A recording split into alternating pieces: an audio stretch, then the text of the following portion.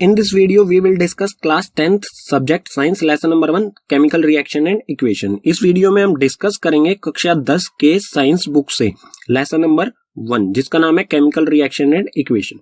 इस चैप्टर को बिल्कुल डिटेल में डिस्कस करेंगे, तो शुरू करते हैं। तो इसमें सबसे पहला कॉन्सेप्ट आता है हमारा केमिकल रिएक्शन। केमिकल रिएक्शन क्या होता है? It is a process in which one or more substances formed new substances. ये एक ऐसा प्रोसेस होता है जिसमें कोई एक या एक से ज्यादा सब्सटेंसेस एक या एक से ज्यादा नए सब्सटेंसेस बनाए, और जो ये नए सब्सटेंसेस बनेंगे इनकी प्रॉपर्टीज यानी गुण धर्म बिल्कुल डिफरेंट होंगे जिनसे ये मिलके बने हैं। And it can not be reversed by physical methods, और इनको रिवर्स नहीं किया जा सकता है फिजिकल मेथड्स के द्वारा। रिवर्स का मतलब क्या हो जाएगा? जो ये नया सब्सटेंस बने हैं, अगर हम चाहें इनको वापस उन्हीं सब्सटेंसेस में कन्वर्ट करना जिनसे ये मिलके बना है, तो इसको फिजिकल मेथड से नहीं किया जा सकता है। फिजिकल मेथड आप क्लास 9th में पढ़ चुके होंगे, यहाँ पर मैंने उनमें से कुछ लिख दिए हैं, जैसे कि मैग्नेटिज्म, फिल्ट्रेशन, सेंट्रीफ्यूगेशन, डिस्टिलेशन, वेपोरेशन। इन सभी फिजिकल मेथड से किसी भी केमिकल रिएक्शन को रिवर्स नहीं किया जा सकता है। नेक्स्ट है हमारा chemical reaction involves. Chemical reaction जब होगा तो उसमें क्या क्या चीजें शामिल होंगी? Change in state. Change in state का मतलब क्या होगा? केमिकल रिएक्शन होने से पहले जो सब्सटेंस है और केमिकल रिएक्शन होने के बाद जो सब्सटेंस हमें मिलेंगे उनकी स्टेट चेंज हो सकती है। सॉलिड से लिक्विड, लिक्विड से गैस, या गैस से सॉलिड या लिक्विड, मतलब कि कोई भी स्टेट चेंज हो सकती है। Change in colour. Chemical reaction होने से पहले के सब्सटेंस और केमिकल रिएक्शन होने के बाद के सब्सटेंस का कलर डिफरेंस हो सकता है। टेम्परेचर में इसी तरह से टेम्परेचर में चेंज हो सकता है, और एवोल्यूशन ऑफ गैस, गैस भी निकल सकती है। Chemical reaction happen in our daily life. Chemical reaction को हम समझ चुके हैं, उसके कुछ एग्जांपल्स ले लेते हैं जो हमारी डेली लाइफ में होते रहते हैं। तो फर्स्ट है डाइजेशन ऑफ फूड। जो भी हम खाना खाते हैं उसका पचना, वो भी क्या है? केमिकल रिएक्शन है। रेस्पिरेशन, रेस्पिरेशन यानी सांस लेना। हम ऑक्सीजन इनहेल करते हैं और कार्बन डाइऑक्साइड एक्सहेल करते हैं, तो ये भी क्या है? केमिकल रिएक्शन है। रस्टिंग ऑफ आयरन, लोहे पर जंग लगना। लोहे पर जंग लगना जो होता है ये एक स्लो केमिकल रिएक्शन है, ठीक है। फॉर्मेशन ऑफ कर्ड, दही का बनना भी एक केमिकल रिएक्शन है। ये जो भी है ये हमारी डेली लाइफ में होते रहते हैं। अगर इनके अलावा अगर हम बात करें, जैसा कि एक्टिविटी 1.1 में दिया गया है, मैग्नीशियम रिबन को हम एयर में बर्न करते हैं, वो भी एक केमिकल रिएक्शन है। एक्टिविटी 1.2 में जो दिया गया है, लेड नाइट्रेट में हम पोटेशियम आयोडाइड को ऐड करेंगे, ये भी एक केमिकल रिएक्शन है। और एक्टिविटी 1.3 में सल्फ्यूरिक एसिड या फिर हाइड्रोक्लोरिक एसिड में हम जिंक ग्रेन्यूल्स यानी जिंक की गोलियां डालेंगे, तो वो भी एक केमिकल रिएक्शन होगा, ठीक है। ये कुछ एग्जाम्पल्स हो गए हैं केमिकल रिएक्शन के। तो केमिकल रिएक्शन में दो इंपॉर्टेंट चीजें आती हैं, रिएक्टेंट्स और प्रोडक्ट्स। मतलब ये सिर्फ केमिकल रिएक्शन में ही नहीं, जब हम केमिकल इक्वेशन लिखेंगे तो भी हमें रिएक्टेंट्स और प्रोडक्ट्स की पहचान करनी होगी। तो रिएक्टेंट्स क्या होते हैं? Who take part in chemical reaction. Reactants वो होते हैं जो केमिकल रिएक्शन में हिस्सा लेते हैं, ठीक है, भागीदारी लेते हैं। And products the substance which are formed in a chemical reaction. Products वो होते हैं जो सब्सटेंस उस केमिकल रिएक्शन में जो नया सब्सटेंस बनता है उसे हम कहेंगे प्रोडक्ट्स, ठीक है। जो भी नए सब्सटेंस बनेंगे, जरूरी नहीं है कि एक बने, ज्यादा भी बन सकते हैं। एग्जांपल ले लेते हैं और अच्छी तरह से हमें ये समझ में आ जाएगा। तो एग्जांपल है एक्टिविटी 1.1 से लिया है हमने, जब when magnesium ribbon burned in air gives us magnesium oxide. जब मैग्नीशियम रिबन को एयर में बर्न किया जाता है, एयर यानी कि ऑक्सीजन, क्योंकि ऑक्सीजन ही गैस होती है जो बर्निंग के लिए रिस्पॉन्सिबल होती है, तो एयर की जगह हम कहेंगे ऑक्सीजन। तो मैग्नीशियम रिबन को ऑक्सीजन में जब बर्न किया जाता है तो वो हमें क्या प्रोवाइड करता है? नया सब्सटेंस, मैग्नीशियम ऑक्साइड। तो यहाँ पर रिएक्टेंट्स क्या होंगे? रिएक्शन में पार्ट कौन कौन ले रहा है? यहाँ पर मैग्नीशियम रिबन है, ठीक है। तो मैग्नीशियम रिबन और ऑक्सीजन, तो ये दोनों जो होंगे ये होंगे रिएक्टेंट्स, ठीक है। और प्रोडक्ट्स क्या होंगे? प्रोडक्ट हमारा यहाँ पर सिर्फ एक ही आ रहा है, जरूरी नहीं है एक है, ज्यादा भी हो सकते हैं। मैग्नीशियम ऑक्साइड, नया सब्सटेंस बन रहा है मैग्नीशियम ऑक्साइड, तो ये हो जाएगा हमारा प्रोडक्ट, ठीक है। नेक्स्ट टॉपिक है हमारा केमिकल इक्वेशन। केमिकल इक्वेशन क्या होती है, इसे किस तरह से लिखा जाता है? A chemical reaction can be represented by chemical equation। कोई भी केमिकल रिएक्शन होता है उसको केमिकल इक्वेशन की सहायता से दर्शाया जा सकता है, शो किया जा सकता है। It involves uses of symbol of substance of reactant and products। इसमें सिंबल्स का यूज किया जाता है। जो भी सब्सटेंस रिएक्शन करते हैं, चाहे वो रिएक्टेंट हैं, चाहे वो रिएक्टेंट्स में हो, चाहे वो प्रोडक्ट्स में हो, उनके सिंबल्स का यूज किया जाता है।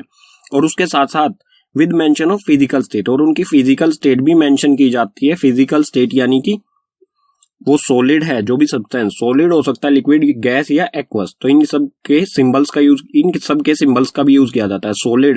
सॉलिड के लिए हम एस का यूज करेंगे, लिक्विड के लिए एल, गैस के लिए जी और एक्वस के लिए ए क्यू। एक्वस क्या होता है ये हम पढ़ेंगे, पहले केमिकल इक्वेशन का एग्जांपल ले लेते हैं। एग्जांपल है यहाँ पर एक्टिविटी 1.1 से, magnesium ribbon burnt in air gives us magnesium oxide. एक केमिकल रिएक्शन होता है, मैग्नीशियम रिबन को ऑक्सीजन की प्रेजेंस में बर्न किया जाता है तो वो हमें मैग्नीशियम ऑक्साइड देता है। तो इसकी केमिकल इक्वेशन किस तरह से लिखी जाएगी, यहाँ पर हम सबसे पहले ये ढूंढेंगे कि यहाँ पर रिएक्टेंट क्या है। तो रिएक्टेंट है यहाँ पर मैग्नीशियम और ऑक्सीजन। तो मैग्नीशियम का सिंबल, हमें सिंबल्स का यूज करना है, तो मैग्नीशियम का सिंबल होता है Mg और ऑक्सीजन का सिंबल होता है O2। और जो भी दो रिएक्टेंट है तो दोनों के बीच में एक प्लस का साइन लगाएंगे, ठीक है, प्लस का साइन लगाएंगे, चाहे वो दो रिएक्टेंट तो दो से ज्यादा भी होंगे तो सभी के बीच में प्लस प्लस का साइन लगाएंगे। अगर प्रोडक्ट दो या दो से ज्यादा होंगे तो उनके बीच में प्लस का साइन आएगा सभी के बीच में, ठीक है। अब मैग्नीशियम और ऑक्सीजन दोनों मिलकर ये रिएक्शन में पार्ट ले रहे हैं तो प्लस का साइन लगा दिया। अब लगाएंगे हम एक एरो। एरो जो है वो रिएक्शन की डायरेक्शन को दर्शाता है, ठीक है। तो यहां पर ये रिएक्शन करेंगे और हम बनाएंगे मैग्नीशियम ऑक्साइड, ठीक है। और जो ये एरो होता है इसके टेल की तरफ होते हैं रिएक्टेंट्स और हेड की तरफ होते हैं प्रोडक्ट्स, ठीक है। तो ये हमेशा ध्यान रखना है, प्रोडक्ट हमेशा एरो के हेड की तरफ लिखा जाता है और टेल की तरफ रिएक्टेंट्स लिखे जाते हैं। तो इस तरह से ये केमिकल इक्वेशन लिखी जाएगी। लेकिन ये केमिकल इक्वेशन जो है बैलेंस नहीं है। बैलेंस किस तरह से, MgO2, यहाँ पर Mg में कितने एटम है, 1, यहाँ पर भी 1 है। ऑक्सीजन के 2 एटम्स हैं लेकिन यहाँ पर ऑक्सीजन का सिंगल एटम है। तो इस तरह की इक्वेशन जो बैलेंस नहीं होती है उसे स्केलेटल केमिकल इक्वेशन कहा जाता है, ठीक है। इसे बैलेंस करेंगे नेक्स्ट पेज पर। और अभी तो हमने इसकी फिजिकल स्टेट भी नहीं लिखी है, तो फिजिकल स्टेट लिखेंगे यहाँ पर Mg मैग्नीशियम क्या है, सॉलिड, S4 सॉलिड, प्लस में O2 क्या है, गैस, ठीक है, G4 गैस, और मैग्नीशियम MgO मैग्नीशियम ऑक्साइड, ये भी सॉलिड है, ठीक है। तो इस तरह से ये केमिकल इक्वेशन लिखी जाएगी। अब बात करते हैं एक्वस। एक्वस क्या होता है, it is a solution in which solvent is water. कोई भी चीज पानी में घुली हुई होती है, उस सब्सटेंस, सिर्फ हम उस सब्सटेंस की बात करते हैं जो पानी में घुला हुआ है, तो हम उसे कहेंगे एक्वस, ठीक है। जहां पर सॉल्वेंट वाटर होता है तो वो होगा एक्वस सॉल्यूशन। तो अब हम देखेंगे how to balance a chemical equation. Chemical equation को किस तरह से बैलेंस किया जाता है उसके लिए एग्जांपल लेंगे हम। यहाँ पर Fe प्लस H2O रिएक्शन करने के बाद क्या बना, Fe3O4 प्लस में H2। Fe जो सिंबल होता है ये होता है आयरन का। तो आयरन वाटर के साथ रिएक्शन करके आयरन ऑक्साइड यानी फेरिक ऑक्साइड, फेरिक भी कहा जाता है आयरन को, ठीक है, फेरिक ऑक्साइड बनाता है या आयरन ऑक्साइड बनाता है और हाइड्रोजन गैस उसमें से रिलीज होती है। तो इसको हम बैलेंस करके देखेंगे इसे किस तरह से, किसी भी केमिकल इक्वेशन को किस तरह से बैलेंस किया जाता है। इसका कोई स्पेसिफिक फॉर्मूला नहीं होता है, तो इसको हिट एंड ट्रायल से सोल्व करेंगे, बैलेंस करेंगे, ठीक है। तो Fe सबसे पहले हम क्या करेंगे, इसके लिए एक टेबल बनाएंगे। टेबल में क्या रखेंगे हम, एलिमेंट्स, रिएक्टेंट और प्रोडक्ट्स, ठीक है। एलिमेंट क्या है यहाँ पर, Fe ये रिएक्टेंट्स हैं और ये प्रोडक्ट्स हैं, ठीक है, ये रिएक्टेंट और ये प्रोडक्ट। तो हम यहाँ पर चेक करेंगे Fe के कितने एटम्स हैं रिएक्टेंट में और Fe के कितने एटम है प्रोडक्ट्स में। तो चेक कर लेते हैं। यहाँ पर Fe अकेला है, यहाँ पर कुछ नहीं लिखा हुआ है तो समझो Fe का यहाँ पर एक एटम है और यहाँ पर Fe के 3 एटम्स है, तो दोनों को लिख लेंगे। रिएक्टेंट में Fe का 1 एटम है और प्रोडक्ट में 3 एटम है। इसी तरह से हाइड्रोजन का चेक करेंगे। हाइड्रोजन के रिएक्टेंट में 2 है और प्रोडक्ट में भी 2 है, तो यहाँ पर 2 और यहाँ पर भी 2। अब ऑक्सीजन के चेक करेंगे। ऑक्सीजन का यहाँ पर रिएक्टेंट में 1 है और प्रोडक्ट में 4 है, तो रिएक्टेंट में 1, प्रोडक्ट में 4। केमिकल इक्वेशन को बैलेंस करने का मतलब क्या है कि जो रिएक्टेंट है और प्रोडक्ट है इन दोनों में इक्वल एटम्स होने चाहिए, ठीक है। इक्वल करना है हमें इन सबको, 1 को और 3, इन सब चीजों को हमें इक्वल करना है। तो वो किस तरह से कर सकते हैं, उसके लिए सबसे पहले हम क्या करेंगे, इसमें हम मल्टीप्लाई कर सकते हैं। तो उसके लिए सबसे पहले हम क्या करेंगे, जो भी ये एलिमेंट है या कंपाउंड है इनको ब्रैकेट में बंद करेंगे इस तरह से। ब्रैकेट में बंद करने का मतलब है कि ब्रैकेट के अंदर जो है हम उसमें कोई चेंज नहीं कर सकते हैं। जो भी हमें चेंज करना है, जो भी हमें कुछ नंबर लिखना है वो इसके आगे लिख सकते हैं, ठीक है। यहां पर लिख सकते हैं, यहां पर या यहां पर या यहां पर। तो यहां पर है Fe1 और यहां पर है 3, तो हम 1 में कितना मल्टीप्लाई करें कि 3 हो जाए, तो 3 से ही मल्टीप्लाई करेंगे, 1 3 जा 3, मतलब जो ये 3 हमें मल्टीप्लाई करना है ये कहां पर करेंगे हम, Fe के आगे, ठीक है। अगर हमने इसमें 3 मल्टीप्लाई कर दिया तो यहाँ क्या हो गया, Fe के 3 एटम्स हो गए और यहाँ भी Fe के 3 एटम्स हो गए, मतलब कि फेरिक जो है आयरन वो हो गया यहाँ पर बैलेंस। H2 देखेंगे, H2 के रिएक्टेंट में भी 2 है और प्रोडक्ट में भी 2 है, तो बैलेंस है ये पहले से ही। अब ऑक्सीजन देखते हैं, ऑक्सीजन का 1 है और 4 है, तो यहाँ हमें कितना मल्टीप्लाई करना पड़ेगा, 4, तो ये हो जाएगा 4। तो रिएक्टेंट में मल्टीप्लाई करना हमें, ठीक है। तो रिएक्टेंट में 4 है, तो यहाँ पर ऑक्सीजन है, तो ब्रैकेट के हम यहाँ पर तो चेंज कर नहीं सकते, तो हमें यहाँ पर करना पड़ेगा। और यहाँ पर अगर हमने मल्टीप्लाई किया तो ये H2 में भी मल्टीप्लाई होगा और ऑक्सीजन में, तो 4 ऑक्सीजन क्या हो गया 4, लेकिन ये हाइड्रोजन में भी मल्टीप्लाई हुआ है, तो हाइड्रोजन में भी 4 से मल्टीप्लाई करेंगे और ये हो गया 8। मतलब जब हमने ऑक्सीजन को बैलेंस किया तो हमारा हाइड्रोजन अनबैलेंस हो गया। अगर इसको हाइड्रोजन को भी बैलेंस करना है तो हम यहाँ तो कोई चेंज कर नहीं सकते, हम जाएंगे प्रोडक्ट की तरफ। प्रोडक्ट में H2 है, अगर हम यहाँ पर 4 से मल्टीप्लाई कर दें, इसको 4 से मल्टीप्लाई कर दे तो ये हो जाएगा 8। तो यहां पर हमने लिख दिया है 4 4 टू द 8, ये हो गई बैलेंस इक्वेशन। अब इसको फिजिकल स्टेट, इसकी फिजिकल स्टेट के साथ इसे दोबारा लिखेंगे, ठीक है। फिजिकल स्टेट मैंने पीछे वाले पेज पर समझा ही दिया था, जैसे कि solid, S for solid, L for liquid, G for gas और AQ मींस एक्वस। इसे दोबारा से लिखते हैं, ये हो जाएगा 3Fe जो कि होता है एक सोलिड, प्लस में 4H2O ये होता है लिक्विड, रिएक्शन हुआ उसके बाद Fe3O4 ये भी होता है सॉलिड, प्लस में 4H2 हाइड्रोजन होती है गैस, ठीक है। ये हो गया हमारी प्रॉपर बैलेंस केमिकल इक्वेशन, ठीक है, जिसमें सभी की फिजिकल स्टेट मेंशन होगी और सभी एटम्स दोनों साइड में, लेफ्ट हैंड साइड यानी कि रिएक्टेंट्स में और प्रोडक्ट्स में बिल्कुल इक्वल होंगे, ठीक है। ये तो थोड़ी सी हमारी होगी कॉम्प्लेक्स, थोड़ी बड़ी कैलकुलेशन, जिसके लिए हमें टेबल बनाना पड़ा। एक छोटा सा और एग्जांपल ले लेते हैं एक्टिविटी 1.1 से। मैग्नीशियम Mg प्लस O2 ये बनाता है मैग्नीशियम ऑक्साइड MgO। हम पीछे वाले पेज पर ये इक्वेशन लिख चुके थे, लेकिन ये बैलेंस नहीं थी हमारी पीछे वाले पेज पर, तो इसे बैलेंस किस तरह से करेंगे। O2 यहां पर है, मतलब मैग्नीशियम तो यहां पर बैलेंस है, दोनों तरफ 1 1 है। O2 यहां पर है और O यहां पर है, तो O2 को बैलेंस करने के लिए हम इस तरफ 2 से मल्टीप्लाई करेंगे, इस तरफ हमने 2 से मल्टीप्लाई किया तो ये मैग्नीशियम के भी 2 एटम हो गए और ऑक्सीजन के भी 2 एटम हो गए, मतलब दोनों के 2 2 हो गए। यहाँ पर सिर्फ ऑक्सीजन के हैं, मैग्नीशियम का 1 है, तो मैग्नीशियम को भी इस तरफ हम 2 से मल्टीप्लाई कर देंगे, तो ये हो जाएगा हमारा 2Mg सॉलिड प्लस में O2 गैस, उसके बाद 2MgO ये हो जाएगा सॉलिड, ठीक है। पीछे वाले जो पेज पर जो हमने इक्वेशन लिखी थी स्केलेटल केमिकल, उसको बैलेंस केमिकल इक्वेशन इस तरह से करेंगे, ठीक है। तो आप प्रैक्टिस जितनी ज्यादा केमिकल इक्वेशन को बैलेंस करने की प्रैक्टिस करेंगे उतना ही बिल्कुल आपके लिए आसान हो जाएगा। अगर आप प्रैक्टिस करेंगे अच्छी तरह से तो आपको इस तरह का टेबल बनाने की जरूरत नहीं पड़ेगी। तो केमिकल इक्वेशन को हमने बैलेंस किया, लेकिन हमने क्यों किया बैलेंस ये जानना जरूरी है। तो इस पेज पर हम पढ़ेंगे why do we need to balance a chemical equation, chemical equation को बैलेंस करने की जरूरत क्यों पड़ती है।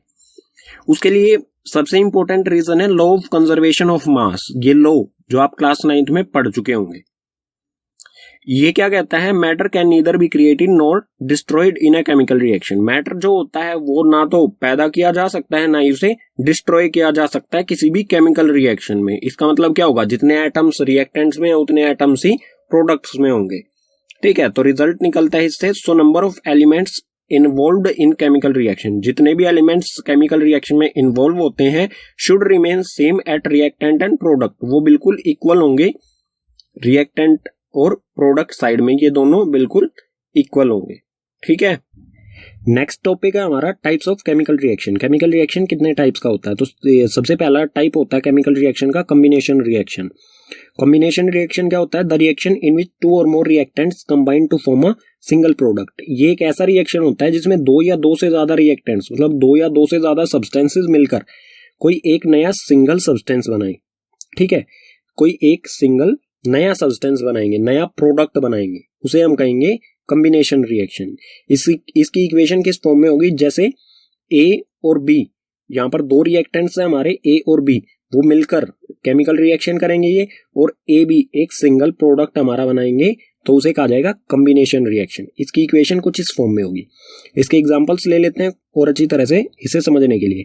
तो फर्स्ट है बर्निंग ऑफ कोल। कोल को जब बर्न किया जाता है तो उस कोल होता है कार्बन, तो कार्बन का सिंबल होता है सी, और बर्निंग के लिए गैस कौन सी रिस्पॉन्सिबल होती है, ऑक्सीजन। तो कार्बन प्लस ऑक्सीजन दो रिएक्टेंट्स है हमारे ये, और एक सिंगल प्रोडक्ट बनाएंगे ये CO2 गैस। ठीक है, तो दो रिएक्टेंट्स एक सिंगल प्रोडक्ट बना रहे हैं, तो ये होगा कॉम्बिनेशन रिएक्शन। इसी तरह से सेकंड एग्जांपल है फॉर्मेशन ऑफ वाटर, पानी का बनना। पानी किस तरह से बनता है, हाइड्रोजन गैस और ऑक्सीजन गैस दोनों रिएक्शन करते हैं और एक सिंगल प्रोडक्ट बनाते हैं H2O, और H2O जो होता है ये होता है लिक्विड। ठीक है, और यहाँ पर आप ये भी देख सकते हैं कि दो गैसेस एक लिक्विड बना रही हैं, तो यहाँ पर स्टेट भी चेंज हो रही है। तो फॉर्मेशन यहाँ पर भी दो रिएक्टेंट्स हैं और एक सिंगल प्रोडक्ट बना रहे हैं वाटर, तो ये भी क्या होगा, एक कॉम्बिनेशन रिएक्शन। ठीक है, तो केमिकल रिएक्शन का सेकंड टाइप है डीकंपोजिशन रिएक्शन। डीकंपोजिशन रिएक्शन क्या होता है, in this reaction a compound splits into 2 or more substances is called decomposition reaction. इस रिएक्शन में कोई एक सिंगल कंपाउंड या सिंगल रिएक्टेंट स्प्लिट हो जाता है, बट जाता है दो या दो से ज्यादा सब्सटेंसेस में, या कह सकते हैं प्रोडक्ट्स में। जब कोई सिंगल रिएक्टेंट दो अलग अलग प्रोडक्ट्स में डिवाइड हो जाता है तो उसे कहेंगे हम डीकंपोजिशन रिएक्शन। जैसे हमारा एक सब्सटेंस है ए, केमिकल रिएक्शन होता है और ये दो अलग अलग सब्सटेंस बी और सी में बट जाता है, डिवाइड हो जाता है, तो इसे कहा जाएगा डीकंपोजिशन रिएक्शन। और डीकंपोजिशन रिएक्शन कितने टाइप्स का होता है, 3 टाइप्स का। सबसे पहले है थर्मल डीकंपोजिशन रिएक्शन, सेकंड है इलेक्ट्रोलाइटिक डीकंपोजिशन रिएक्शन, और थर्ड है फोटोलाइसिस डीकंपोजिशन रिएक्शन। इनके बारे में डिटेल में पढ़ते हैं नेक्स्ट पेज पर विद एग्जांपल्स। तो डीकंपोजिशन रिएक्शन का फर्स्ट टाइप है हमारे सामने थर्मल डीकंपोजिशन। थर्मल डीकंपोजिशन क्या होता है, when decomposition is carried out by heating. ऐसा डीकंपोजिशन जो हीट के द्वारा कैरी किया जाता है, मतलब हीट के द्वारा उसे हम अलग अलग करते हैं। तो इसका एग्जांपल ले लेते हैं और अच्छी तरह से समझ में आ जाएगा। Calcium carbonate. कैल्शियम कार्बोनेट एक सिंगल रिएक्टेंट है। ठीक है, इसको जब हम हीट करेंगे, डीकंपोजिशन जो हीट के द्वारा किया जाए, तो कैल्शियम कार्बोनेट को जब हीट किया जाएगा तो ये दो अलग अलग प्रोडक्ट्स में डिवाइड हो जाएगा। फर्स्ट होगा कैल्शियम ऑक्साइड और सेकंड होगा CO2 कार्बन डाइऑक्साइड। दो अलग अलग प्रोडक्ट्स में डिवाइड हो जाए तो उसे कहा जाएगा थर्मल डीकंपोजिशन। ठीक है, जो हीट के द्वारा किया जाए। सेकंड है हमारे सामने electrolytic decomposition. Electro means electricity, तो इसी वर्ड से आप समझ सकते हैं when decomposition is carried out by passing electricity. जब ये डीकंपोजिशन किस तरह से होता है, इलेक्ट्रिसिटी पास करने से। ठीक है, जैसा कि एग्जांपल ले लेते हैं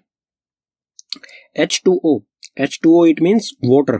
वाटर में से जब हम इलेक्ट्रिक करंट पास करेंगे तो उसमें से दो गैसेस निकलती हैं, हाइड्रोजन गैस और ऑक्सीजन गैस। मतलब वाटर जो होता है वो किस में कन्वर्ट हो जाता है, हाइड्रोजन और ऑक्सीजन, दो अलग अलग प्रोडक्ट्स में कन्वर्ट हो जाता है।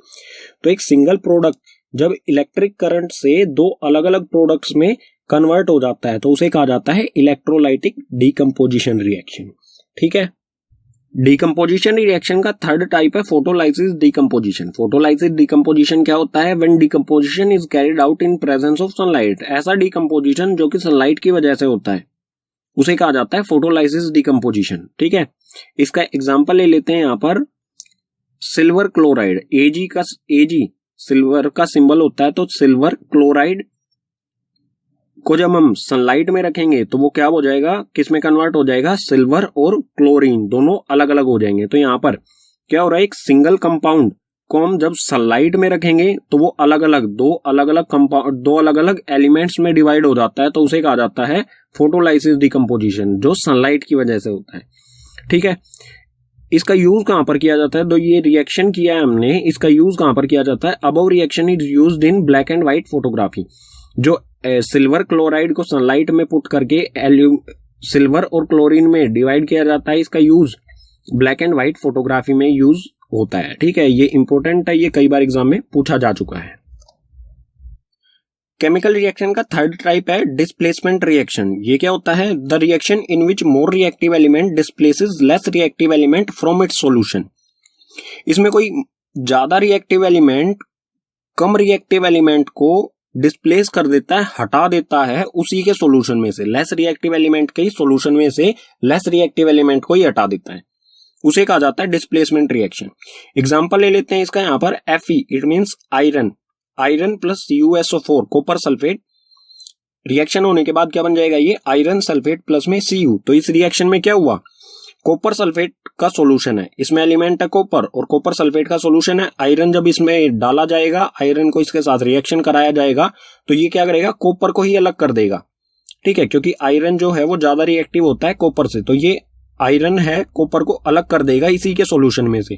तो यहाँ पर क्या हो जाएगा? FeSO4, मतलब यहाँ पर जो Cu था उसको इसने अलग कर दिया, Fe ने अलग कर दिया इसी के सॉल्यूशन में से, तो FeSO4 बना और Cu बिल्कुल अलग हो जाएगा, ठीक है।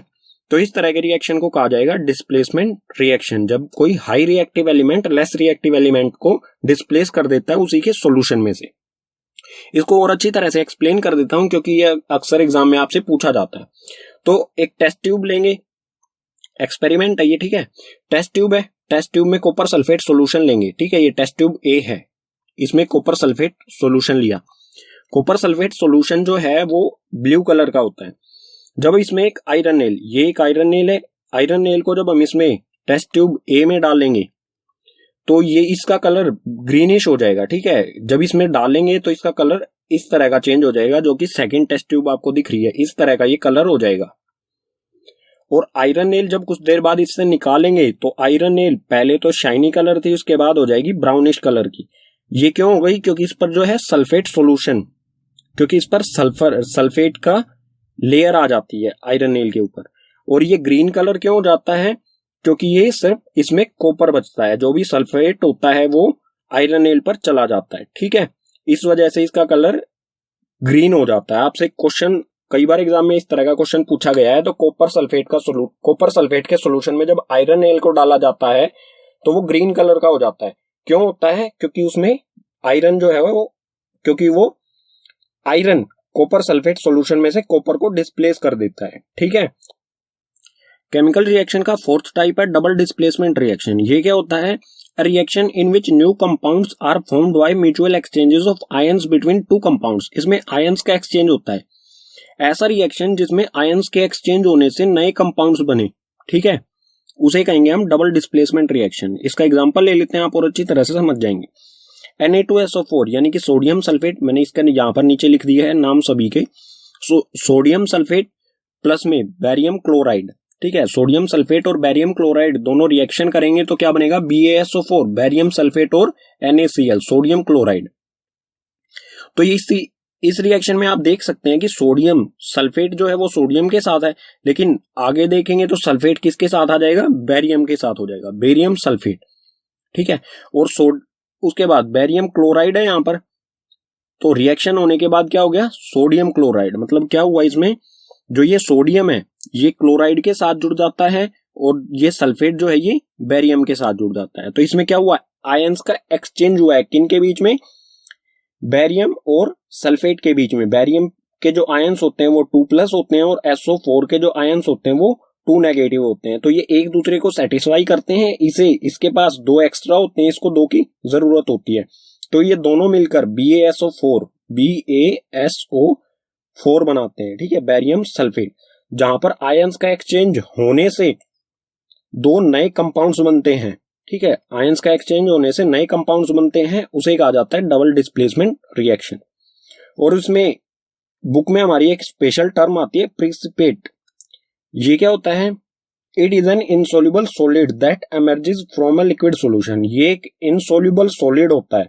प्रिसिपेट जो है एक इनसोल्यूबल सॉलिड होता है जो कि लिक्विड में केमिकल रिएक्शन के दौरान लिक्विड में ही बनता है, उसे कहा जाता है प्रिसिपेट, ठीक है। केमिकल रिएक्शन का फिफ्थ टाइप है ऑक्सीडेशन एंड रिडक्शन। तो ऑक्सीडेशन क्या होता है? The addition of oxygen to a substance.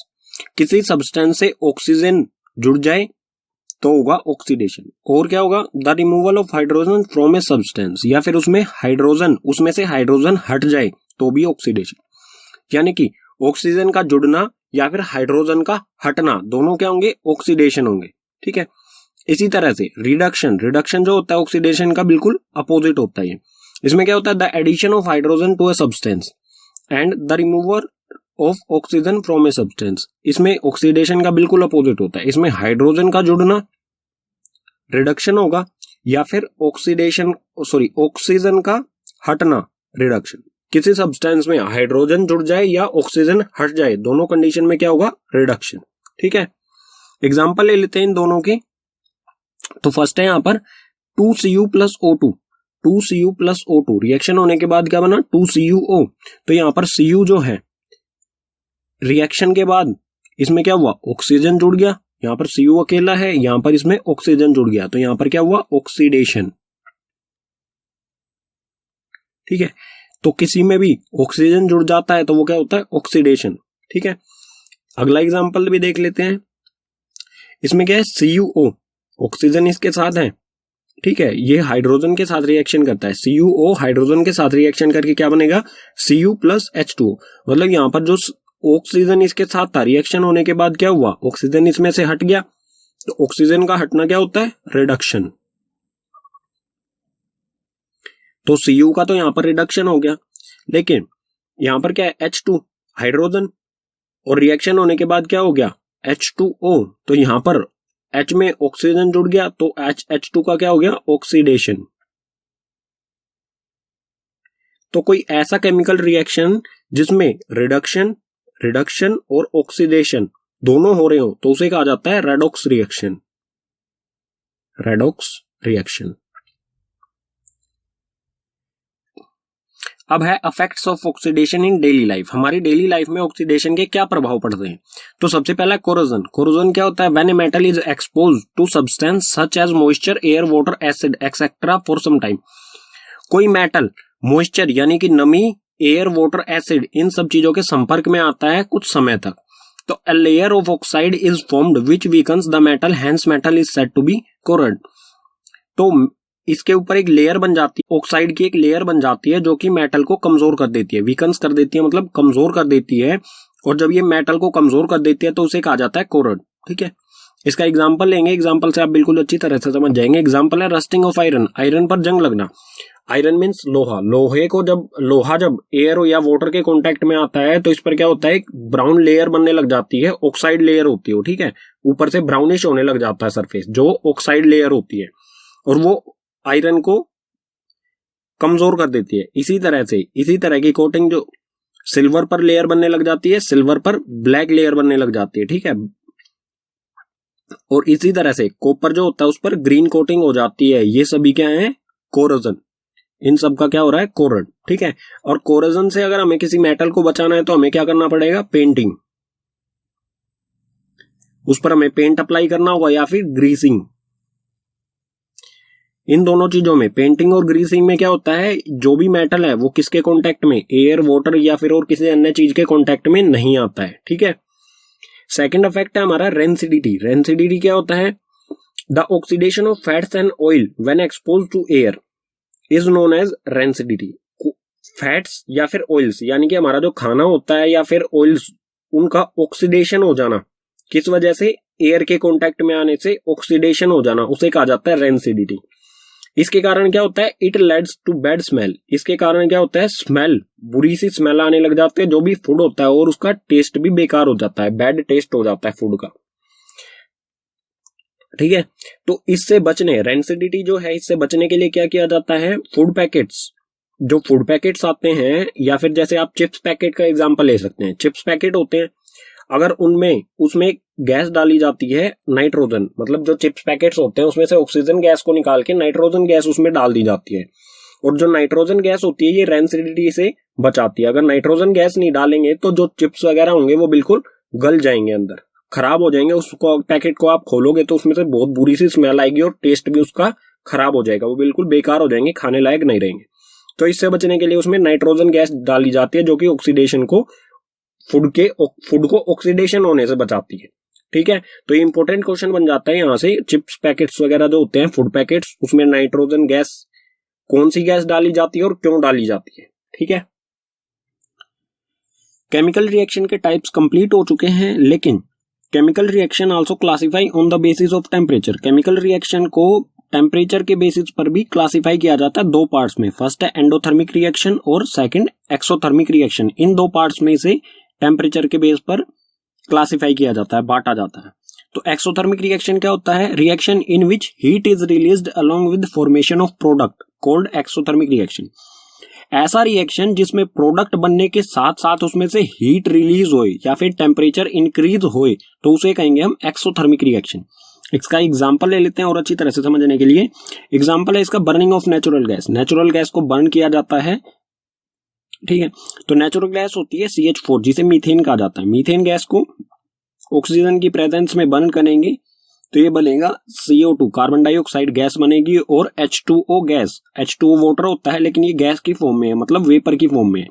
तो H2O बनेगा और बहुत सारी हीट भी रिलीज होगी। जब गैस को बर्न करते हैं तो उसमें से हीट रिलीज होती है। तो इस तरह के रिएक्शन को कहा जाएगा जिसमें हीट रिलीज होती है, उसे एक्सोथर्मिक रिएक्शन, ठीक है। एंडोथर्मिक क्या होता है?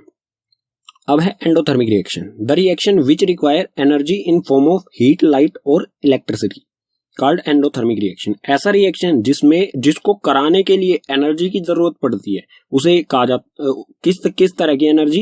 हीट एनर्जी, लाइट एनर्जी या इलेक्ट्रिकल एनर्जी की जरूरत पड़े जिस रिएक्शन को कराने में, उसे कहा जाएगा एंडोथर्मिक रिएक्शन। या फिर हम कह सकते हैं कि इसमें एनर्जी जो है वो एब्जॉर्ब होती है, तो वो होगा एंडोथर्मिक रिएक्शन। इसके एग्जांपल्स क्या होंगे? इसके एग्जांपल्स होंगे वही जो आप पीछे डीकंपोजिशन रिएक्शन में पढ़ चुके हैं। डीकंपोजिशन हीट के द्वारा किया जाता है, लाइट के द्वारा और इलेक्ट्रिसिटी, इन तीनों तरह से जो डीकंपोजिशन रिएक्शन किया जाता है वही इसके एग्जांपल हो जाएंगे एंडोथर्मिक रिएक्शन के, ठीक है। So that's all from this chapter हो जाता है यहीं पर कंप्लीट। तो उम्मीद करूंगा कि आपको सभी टॉपिक्स समझ में आए होंगे, जो भी कॉन्सेप्ट हैं। अगर आपको समझ में आए हैं तो प्लीज इस वीडियो को शेयर कीजिए अपने फ्रेंड्स या क्लासमेट के साथ। अगर आपको कोई भी टॉपिक ऐसा रह गया है जो समझ में नहीं आया है तो please mention in comment box section. And thanks for watching.